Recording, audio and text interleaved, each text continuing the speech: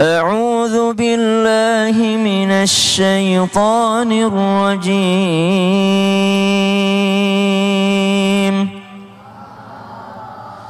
بسم الله الرحمن الرحيم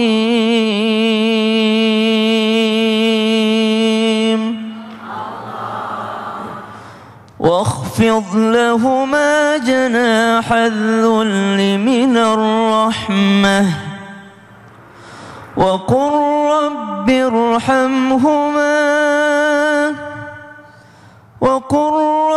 ارحمهما كما ربياني صغيرا صدق الله العظيم.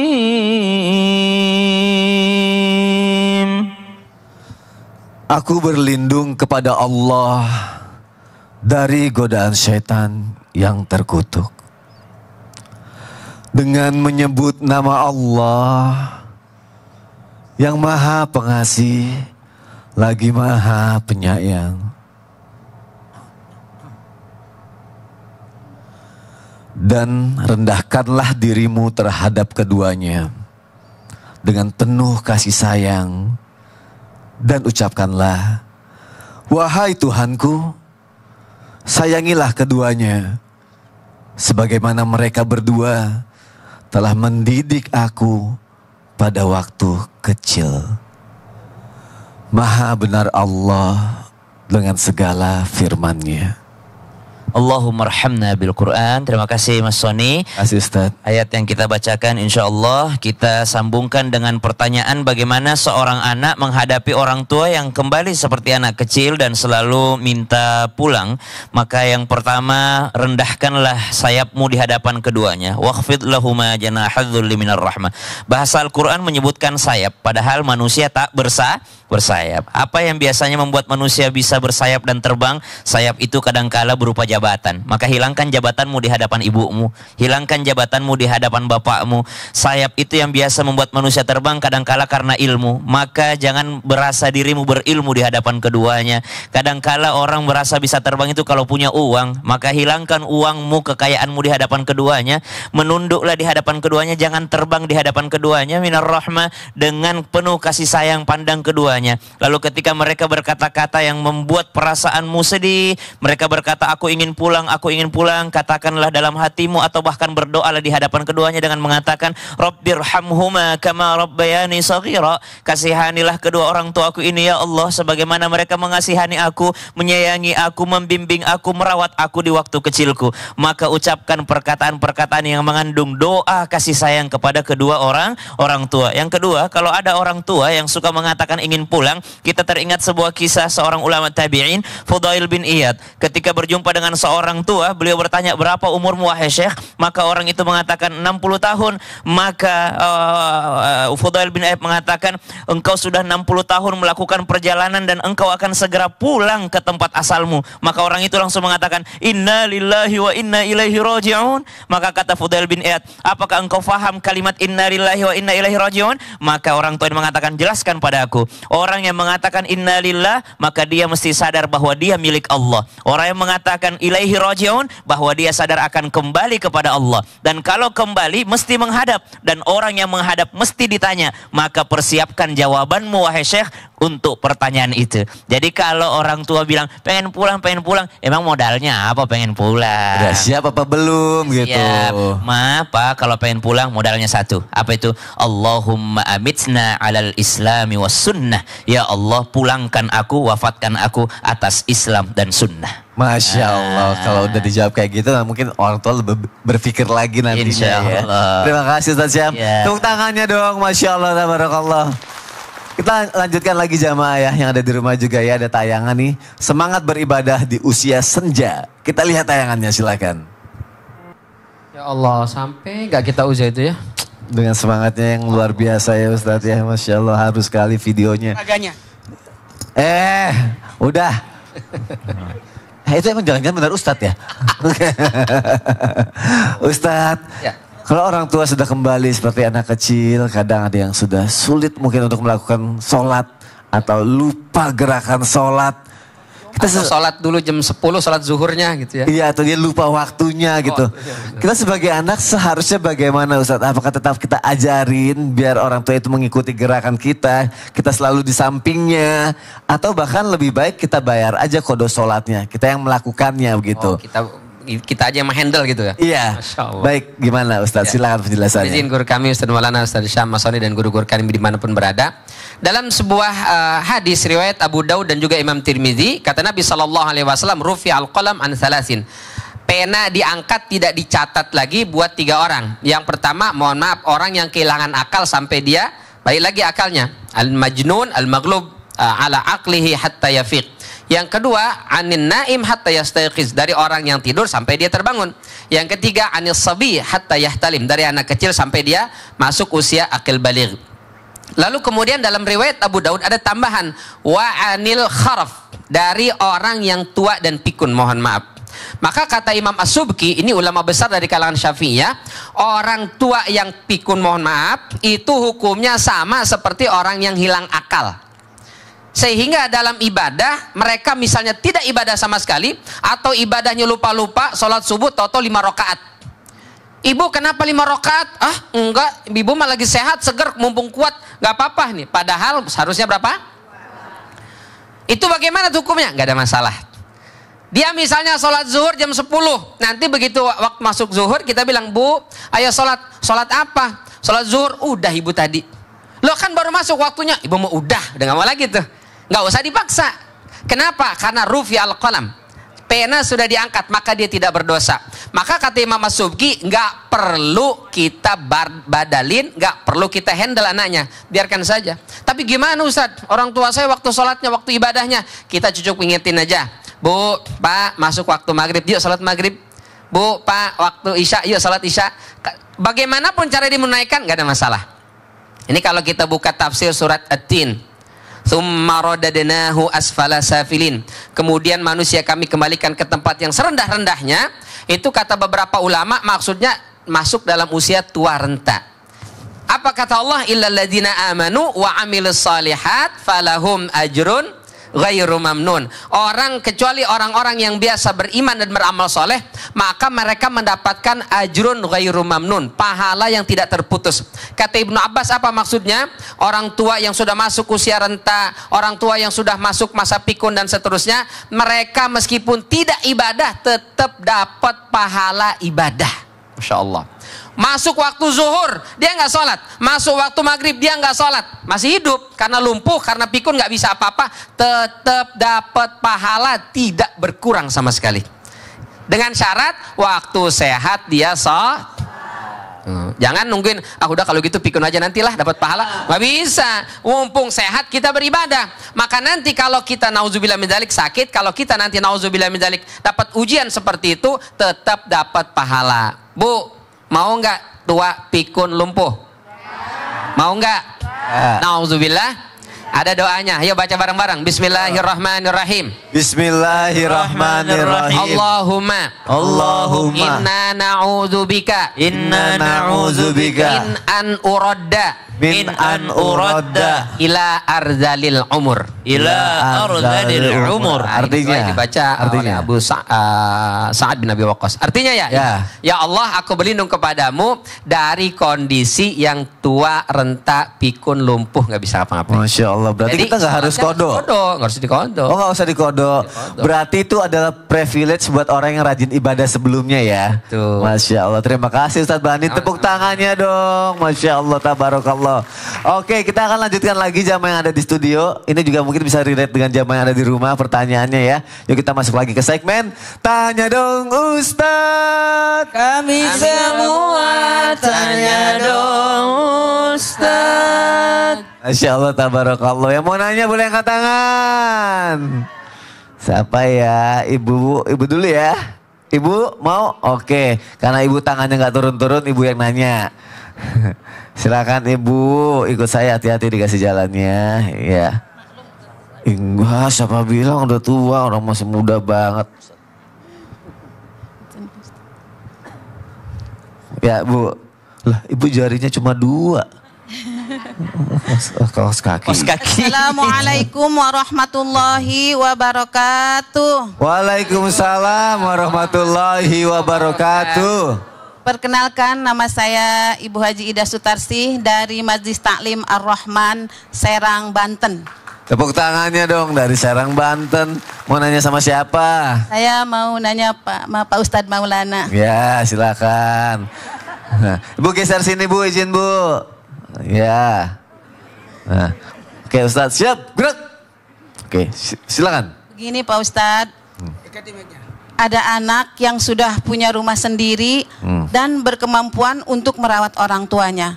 Sementara orang tuanya tidak mau Pak Ustadz. Melihat kondisi seperti ini, apa yang mesti didahulukan Pak Ustadz?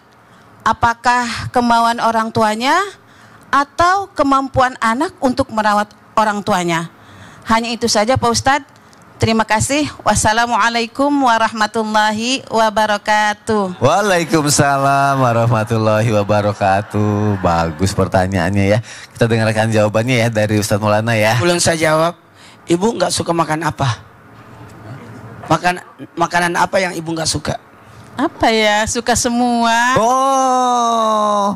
Contoh, ibu nggak suka pete. Kira-kira mau nggak disuruh makan pete? Sekarang udah tua, jadi nggak berani Pak Ustadz. Itu. Oh gitu. Itu jawabannya. Itu jawabannya. Oh ya duduk ya Bu. Hah? Oh belum. Ya. Nanti itu jawabannya. Nanti itu jawabannya. Sekarang kita duduk dulu ya Bu ya, sambil nunggu jawabannya ya. Oke, terima kasih Bu. Saya anterin ya Bu. Ayo sini silakan. Oke, silakan Ustadz Maulana, silakan dijawab. Oh ya tunggu dulu ya. Naik Bu, nggak apa-apa naik. Ya oke. Ya.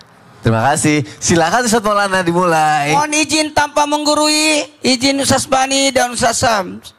Mohon maaf kepada semua anak yang sudah merasa punya segala-galanya, sudah punya rumah bagus. Kenapa itu orang tua saya tidak mau ikut sama saya? Tidak boleh dipaksain orang tua. Apalagi orang tua yang pingin berada di rumahnya sendiri, dia mau berada di rumahnya, betul tidak? Enak kalau berada di rumah sendiri, mandiri dengan diri sendiri, tidak merepotkan anak, betul tidak? Bagaimanapun angkat tangan yang suka di rumah sendiri. Wah, bagaimanapun cantiknya, rumahnya anaknya, bagusnya rumahnya anaknya. Sini Pak. Woi. Sini Pak, dua-duanya. Nggak usah dia tiga-tiganya. Masih muda dia. Nih. Nih bagus nih, saya kasih mic nih. Nah, coba. Saya mau nanya, Bapak suka tinggal di rumah atau ikut sama anak? Enggak, tinggal di rumah. Lebih baik ikut sama anak. Lebih baik tinggal di rumah.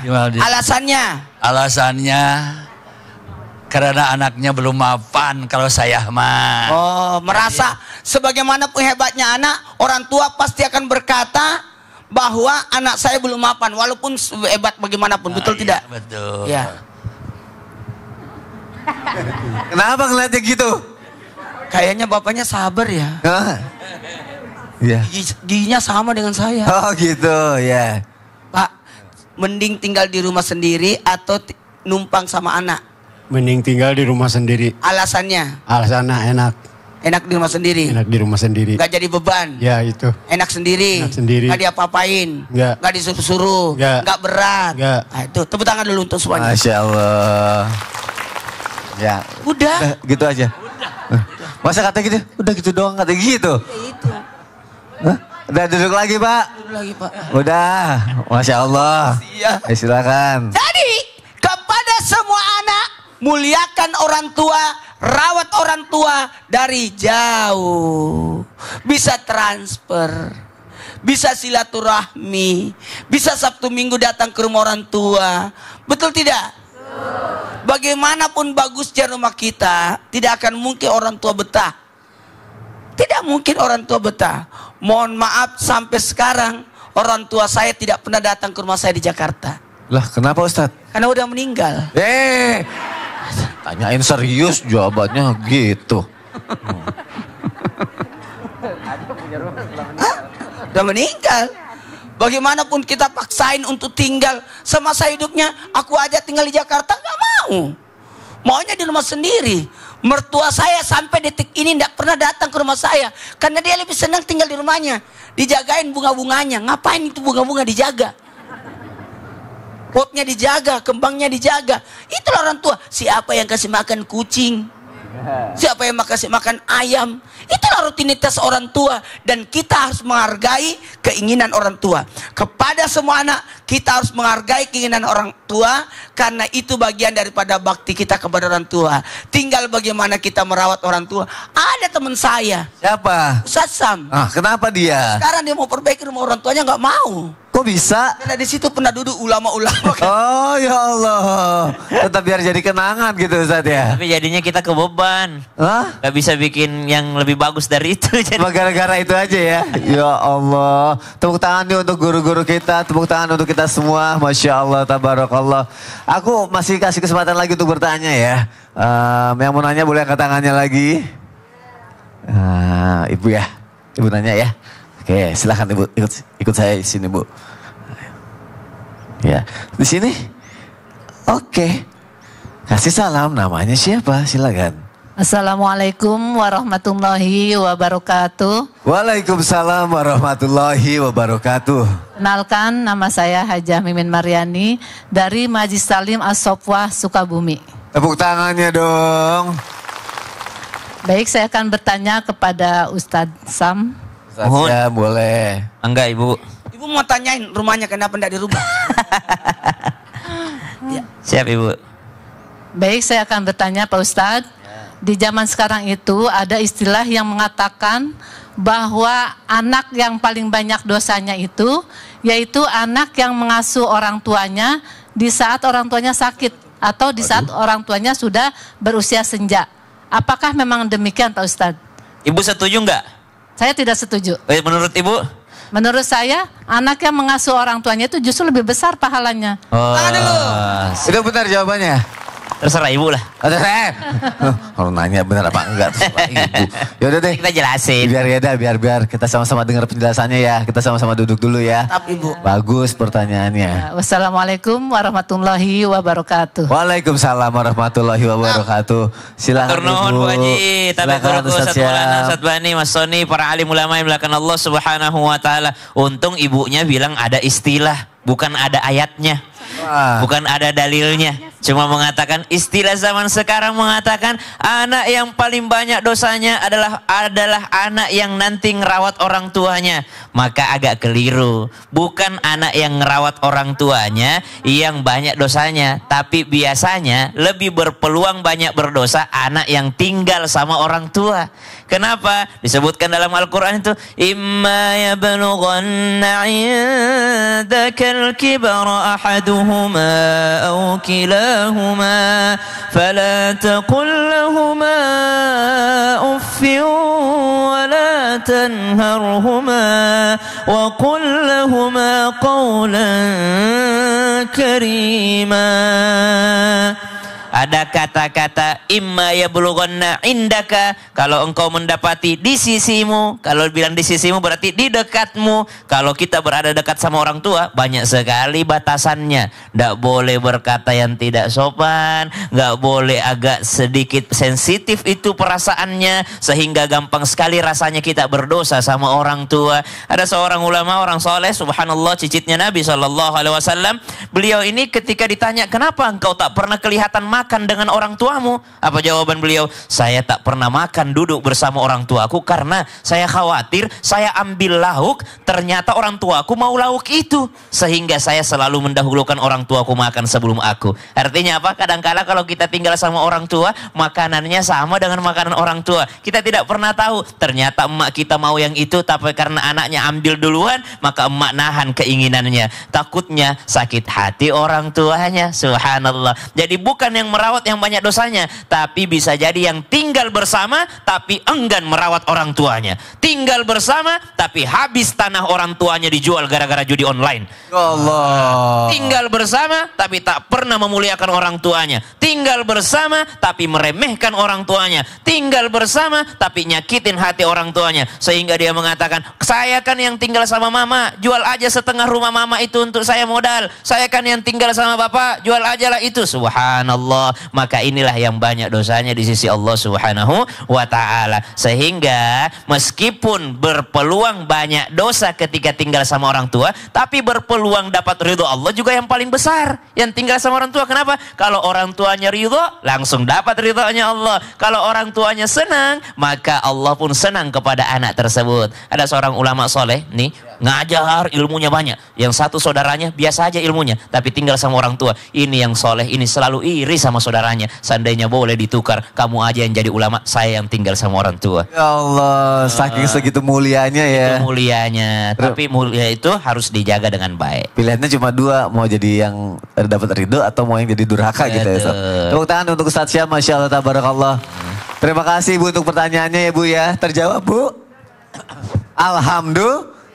Masya Allah, tabarakallah. Langsung aja nih ya, sekarang jamaah kita sama-sama akan mendengarkan lagu kebangsaan kita, lagu Indonesia Raya. Silakan. Oke, Islam itu indah, boleh tepuk tangannya semua jamaah. Masya Allah, tabarakallah. Hari yang indah untuk belajar pagi hari ini ya. Kita lanjutkan Ustadz Bani, izin Ustadz. Ya. Ada yang curhat gini Ustadz. Waktu kecil diurus sama orang tua penuh kasih sayang, gak pernah berpikir macam-macam, gak ada keluhan atau segala macamnya gitu. Tapi begitu akhirnya kita besar, kita mengurus orang tua, mungkin tanpa sadar gitu orang tua mengeluarkan kata-kata yang gak enak buat kita gitu ya. Entah itu diprotes lah atau dibanding-bandingkan lah gitu. Kan otomatis kita juga pengen sabar gitu ya. Caranya kita sabar itu gimana Ustadz Bani? Mohon penjelasannya Ustadz, silakan. Ya. Mohon izin guru-guru kami dimanapun berada, menyambung tadi surat Al-Isra ayat 23 yang dibacakan oleh guru kita Ustadz Syam. Di akhir ayat Allah sebutkan wa qul lahuma qaulan karima. Sa'id bin Musayyib pernah ditanya apa maksud ayat itu? Apa kata beliau? Wa qul lahuma qaulan karima. Ucapkanlah kepada kedua orang tua kalian qaulan karima, ucapan yang mulia. Itu maksudnya seperti qaulul abdil muznib li sayyidil fadl. Ucapan seorang budak, ucapan seorang pegawai, ucapan seorang bawahan yang melakukan kesalahan di hadapan bosnya yang galak. Kita melakukan kesalahan, bekerja sama seseorang, kita tahu ini galak, bener aja domelin, apalagi kita salah.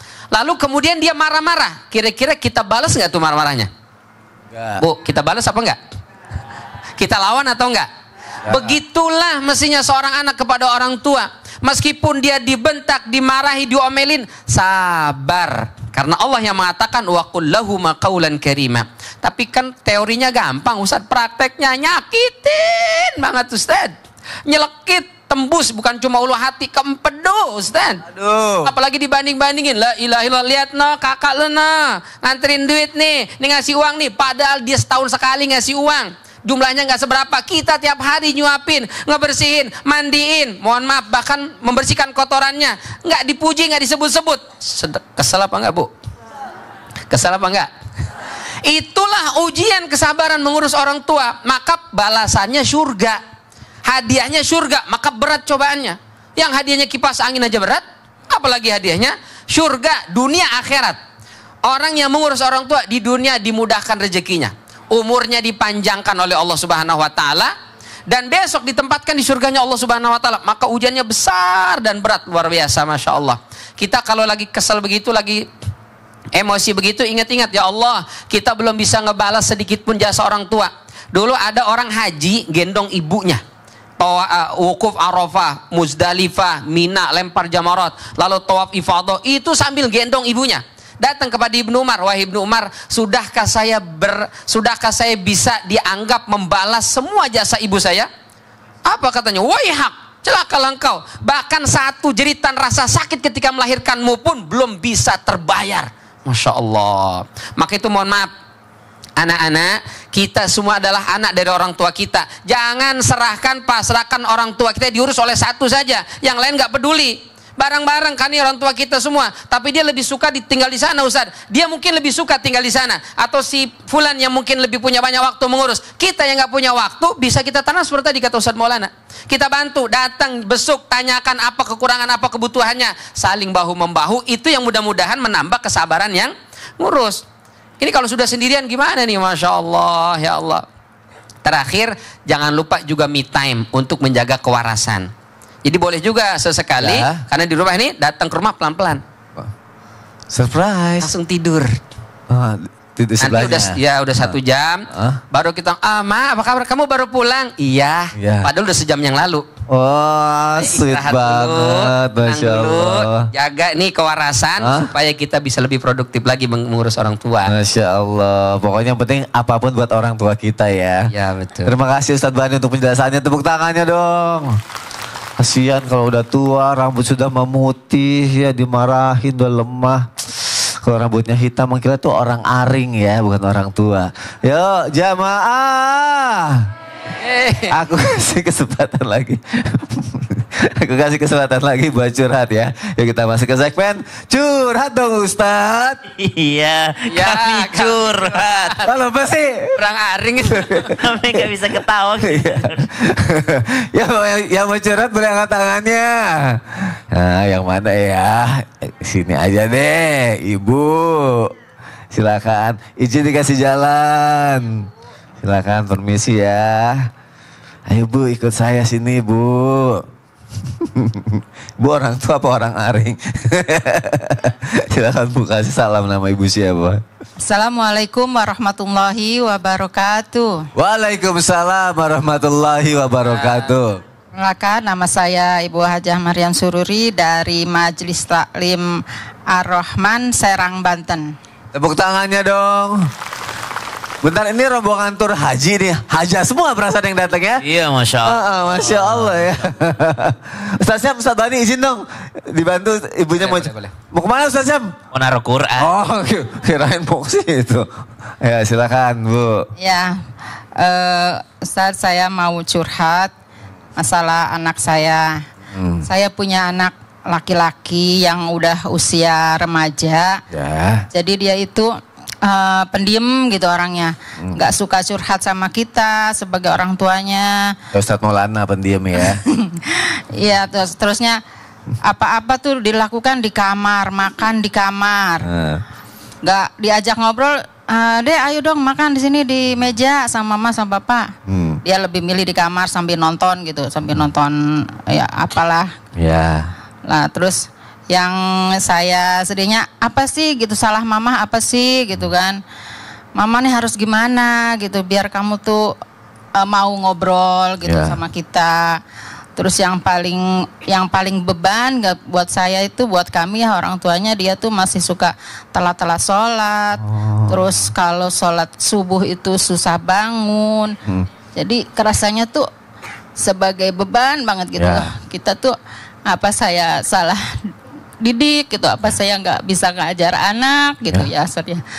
Jadi kayaknya tuh mau apa-apa tuh kayaknya saya masih bebannya ke dia gitu. Segala saya udah ya alhamdulillah gitu. Pikiran Allah terus ya Bu ya. Allah udah ngeberi saya rezeki banyak gitu ya, suami yang baik gitu. Hanya ini ujiannya mungkin anak saya yang. Mungkin Ibu bisa langsung ngomong ke anaknya Bu, coba Bu silakan. Iya.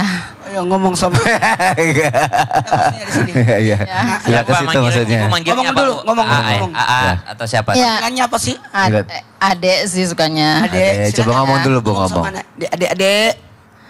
Dek, Mama tuh sayang sama Dikri. Mama tuh enggak pernah ngebeda-bedain Dikri sama yang lainnya. Kalau Dikri ada masalah, ada apa, tolong dong curhat sama Mama, bilang gitu ada masalah apa. Jangan curhatnya keluar gitu. Mama bisa jadi sahabat, bisa jadi teman ya. Ustadz Bani dari kasus ini gimana Ustadz, penjelasan dari Ustadz Bani? Ya, memang dialog antara orang tua dengan anak itu memang mestinya dimulai kita orang tua. Makanya Al-Quran itu memuat kurang lebih ada 17 dialog orang tua kepada anak yang tersebar kurang lebih di 9 surat. Itu orang tua dulu yang memang mengajak dialog kepada anak gitu. Lah nanti anak itu kemudian dia akan cerita kepada orang tua, karena fitrahnya anak itu dia senang ngobrol, senang cerita. Kita lihat misalnya anak-anak waktu SD atau TK pulang sekolah dia cerita, mama tadi aku begini gitu, sering cerita. Nah kita tanggapi, maka nggak apa-apa ibu terus memulai, jangan langsung ke permasalahannya, tanya udah makan, tapi butuh juga tegas. Untuk makan misalnya tidak boleh di kamar, makan harus durang makan. Setelah itu ibu temenin. Allah alam bisawab. Ustadz Syam? Ada fenomena Gen Z sekarang itu selalu merasa dirinya dibanding-bandingkan. Jadi ada fenomena anak-anak sekarang tuh merasa dirinya belum bisa sukses seperti kakaknya segala macam. Dia anak keberapa, Bu? Zikri. Bungsu. Anak bungsu. Kakaknya ada berapa orang? Namanya Fikri ya? Zikri. Ibu pakai mic, Bu. Anak kakaknya ada berapa orang? Ada 3. Ada 3. Sudah menikah kakaknya? Udah. Semua? Udah. Udah semua ya? Udah. Oh, kakaknya. Iya, jaraknya jauh dari kakak. Subhanallah. Kakaknya suruh selalu komunikasi ke adiknya. Karena dia ada merasa beban tuh anak ini, ada merasa beban bahwa bisa nggak ya saya seperti kakakku, saya bisa nggak ya seperti kakakku. Yang jelas kalau dia sering mengurung kamar, Bu, perasaan saya satu, periksa HP-nya. Saya khawatir HP-nya ada sesuatu yang tidak baik, seperti judi online, pinjaman online segala macam. Karena dia berusaha sukses. Nah, dia ada anak-anak yang suka pengen sukses instan, akhirnya dia pinjol, judol segala macam yang tidak ada ilmunya di dalam. Makanya dijaga. Bu, coba lihat. Coba lihat. Ya. Dah. Dengerin. Ya. Buat semuanya orang tua, Hipnotis. ngobrollah sama anak di 3 waktu. Ya. 1, waktu makan. Ya. Paling enak itu. Oke. 2, waktu seperjalanan. Oke. Di mobil ngantar. Ya. Yang terakhir, yang ketiga, Ya. ketika anak jelang tidur. Enak banget. Masya Allah. Makasih Zikri. Zikri. Ustadz Maulana, makasih. Jamaah jangan kemana-mana, kita akan kembali lagi ya. Tetap di Islam itu Indah. Jamaah, oh jamaah. Alhamdulillah.